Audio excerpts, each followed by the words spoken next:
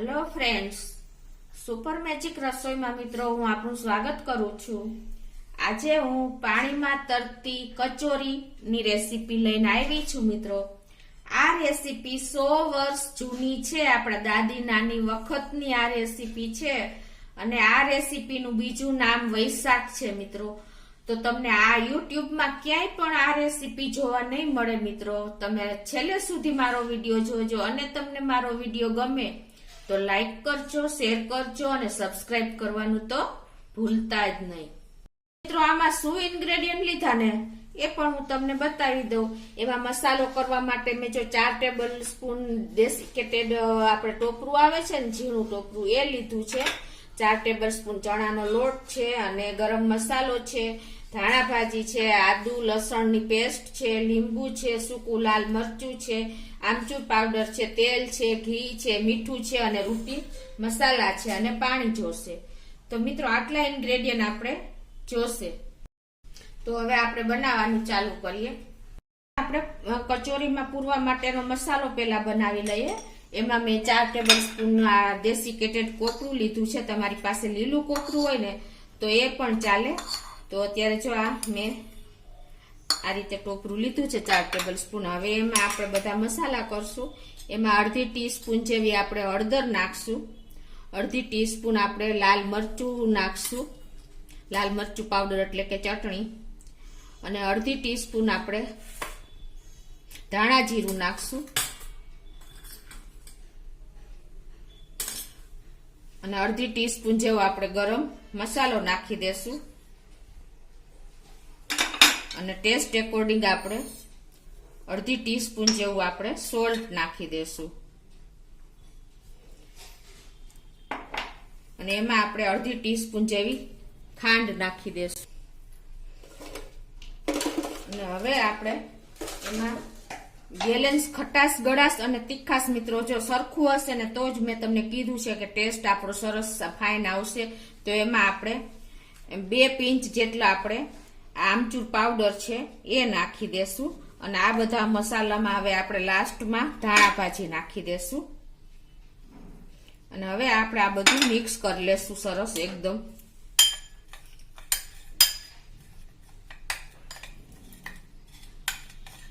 તો મિત્રો આ મસાલો એટલો ટેસ્ટી અને ચટાકેદાર થાય છે ને મિત્રો, તો તમે આપણે કચોરી એકદમ ટેસ્ટી આને હિસાબે જ થાય છે। જો કે આપણે બધા લેયરમાં મસાલા તો આવે જ છે, પણ તમે આ ટેસ્ટી મસાલો એકદમ સરસ થાય છે છૂટો છૂટો। તો આ રીતે જો આપણે બધું મિક્સ સરસ પૂરણનો મસાલો થઈ ગયો છે। હવે આપણે બહારનું લેયર કચોરીનું બનાવવા માટે આપણે એનો લોટ બાંધી લેશું। એમાં આપણે 4 ટેબલ સ્પૂન જેવો મેં ચણાનો લોટ લીધો છે એ આપણે આમાં નાખી દેશું અને એમાં આપણે પિંચ જેટલી આપણે હિંગ નાખશું અને અડધી ટીસ્પૂન જેવું આપણે હળદર નાખશું અને અડધી ટીસ્પૂન જેટલી આપણે લાલ મરચું નાખશું, અડધી ટીસ્પૂન જેટલું આપણે ધાણા જીરું નાખશું, ટેસ્ટ એકોર્ડિંગ આપણે મીઠું નાખી દેશું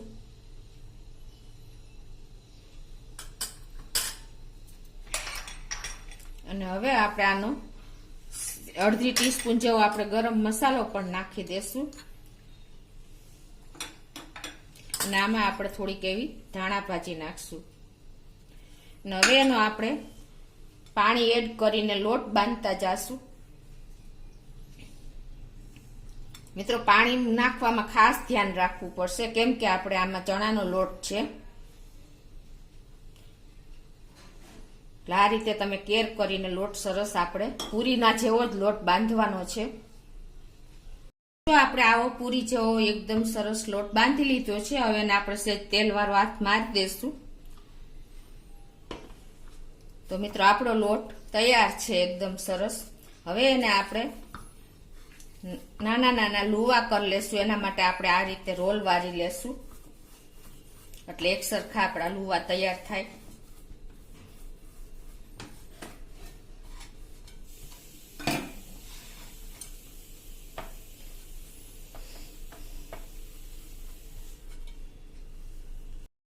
તો જો આપણે આ રીતે રોલ વારી લીધો છે. હવે એને આપણે નાના નાના એવા લુવા કરી લેશું આ રીતે.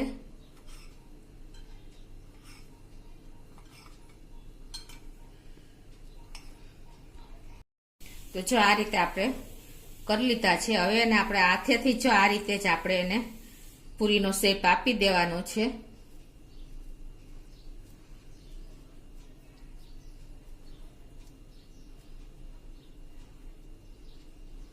અને હવે એમાં આપણે આ પૂરણ ભરી લેશું.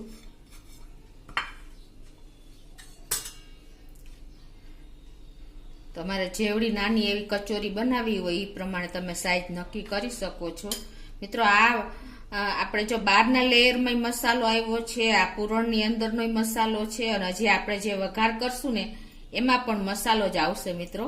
તો આ રીતે હવે આપણે મસાલો પૂરણ કરીને આ રીતે મોદક શેપનો આપણે શેપ આપી દેશું. તમે જોઈ શકો છો.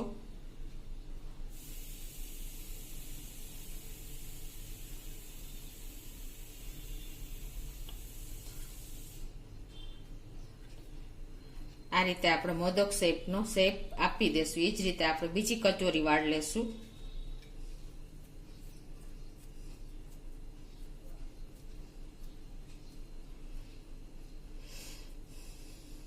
આ રીતે અંદર આપણે 1 ચમચી જેવું જ આપણે પૂરણ અંદર સમાશે. નાની નાની આપણે કચોરી બનાવી છીએ. મિત્રો આનો ટેસ્ટ તમે એક વખત તો ચોક્કસ ટ્રાય કરજો. તમને કોઈ વસ્તુની જરૂર નહીં પડે. તમને ક્યારેય પણ ઇન્સ્ટન્ટ કંઈ ખાવાનું મન થાય તો આ ઝડપથી બની જતી આપણી કચોરી છે, જેને મેં કીધું એમ દાદી નાની વખતમાં એને વૈશાખી કરીને નામ આપતા. તો આ રીતે આપણે બધી કચોરી બનાવી લેશું. તો મિત્રો જો આ રીતે આપણે હવે બધી કચોરી વાળી લીધી છે. તમે જોઈ શકો છો. એકદમ ટેસ્ટી અને હેલ્ધી અને એવી આપણે ઘરે ઇઝીલી તૈયાર કરી શકીએ છીએ વૈશાખ. બધા આપણે ઘરમાં અવેલેબલ ઇન્ગ્રેડિયન્ટ જ હોય છે. તો હવે જો આપણી બધી કચોરી વળાઈ ગઈ છે. બીજા આ બાજુ હવે આપણે એનો વઘાર તૈયાર કરશું. એમાં મેં ગેસ ઓન કરીને આપણે અડધો ટેબલ સ્પૂન જેવું ઘી અને અડધો ટેબલ સ્પૂન જેવું આપણે તેલ મૂકી દેશું. મિત્રો ઓછા તેલમાં એકદમ સરસ આપણે પાણીનો વઘાર કરશું.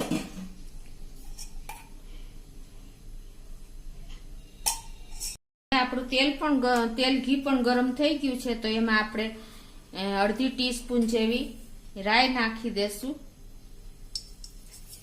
અને અડધી ટીસ્પૂન જેવું આપણે જીરું નાખી દેશું. અને આપણે જે આદુ લસણની પેસ્ટ કરી છે 1 ટેબલ સ્પૂનથી થોડીક ઓછી એવી એ નાખી દેશું. અને હિંગ તો મિત્રો આમાં જરૂરી જ છે. તો આપણે પિંચ જેટલી હિંગ પણ નાખી દેશું. અને હવે આ બધું આપણે સરસ તેજ સોતે કરી લેશું. ગેસની ફ્લેમ મિત્રો અત્યારે આપણે સ્લો જ રાખશું. મિત્રો આનો વઘાર, પાણીનો વઘાર પણ બહુ ટેસ્ટી થાય છે. હવે આમાં આપણે 2 કપ જેટલું પાણી નાખી દેશું મિત્રો.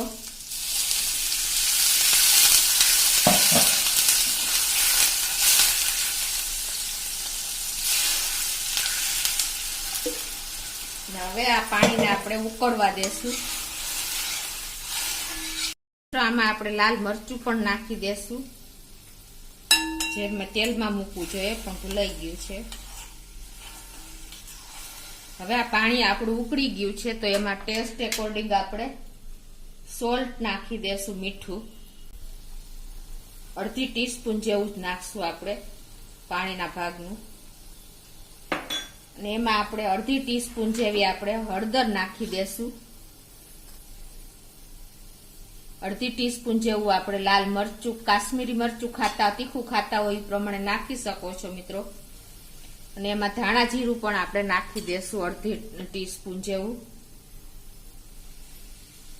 અને ગરમ મસાલો પણ આપણે નાખી દેશું અડધી ટીસ્પૂન જેવો. અને હવે આને આપણે, આ પાણી ઉકળી ગયું છે મિત્રો. તો હવે એમાં આપણે જે કચોરી તૈયાર કરી છે ને એ એડ કરી દેશું. અને મિત્રો જો તમારે આમાં જાજુ પાણી કદાચ તમને એમ લાગે કે રસો ઘટ થઈ ગયો છે તો આપણે એમાં થોડું ગરમ પાણી કરીને એડ કરવાનું. તો આ રીતે આપણે ઉકળતા પાણીમાં આ રીતે આપણે બધી કચોરી એડ કરી દેશું. આને આપણે ત્રીજું નામ ડબકા પણ આપી શકીએ. તમે જોઈ શકો છો મિત્રો, એકદમ ટેસ્ટી હેલ્ધી એવી આપણી દાદી નાની વખતની 100 વર્ષ જૂની આપણી પાણીમાં તરતી કચોરી કહીએ એ તૈયાર થઈ ગઈ છે. જોવો છો તમે. તો હવે આને આપણે 2 થી 3 મિનિટ પાકે ત્યાં સુધી ઉકળવા દેશું. બાંધ્યું તો ને એ પાણી જે લોટ ચોટ્યો તો ને એ પાણી પણ આપણે હવે લોટ વાળવામાં એડ કરી દેશું અને હવે આને આપણે ધીમા તાપે પાકવા દેશું. જો આપણી કચોરી તૈયાર થઈ ગઈ છે તો હવે લાસ્ટમાં આપણે એમાં 1 ચમચી જેવી ખાંડ નાખી દેશું અને થોડી એવી ધાણા ભાજી નાખી દેશું અને લીંબુનો રસ આપણે 1 ટીસ્પૂન જેવો નાખી દેશું. અને હવે મિત્રો આપણી કચોરી તમે જોઈ શકો છો ઉપર આવી ગઈ છે, તરે છે પાણીમાં. તમે જોઈ શકો છો એકદમ ફૂલીને દડા જેવી થઈ ગઈ છે. તમે જુઓ તો એને તમને હું કટિંગ કરીને પણ આમાં બતાવી દઉં. જો મિત્રો અંદરનો મસાલો જોવો, એકદમ ઉપરનું પડ પણ એકદમ સરસ પાણીમાં બોઇલ થઈને તૈયાર થઈ ગયું છે. તો તમે ચોક્કસ આ રીતે ટ્રાય કરજો મિત્રો અને તમને આવી રીતે તમે જો સર્વ કરીને લઈ શકો છો. અને આ રીતે તમે પાણીના રસા સાથે જ તમે એને એન્જોય કરી શકો છો મિત્રો. તો હવે આપણે ગેસ બંધ કરી દેશું. તો મિત્રો હવે આપણી કચોરી રેડી છે, તમે જોઈ શકો છો. તો હવે એને આપણે સર્વ કરી દેશું.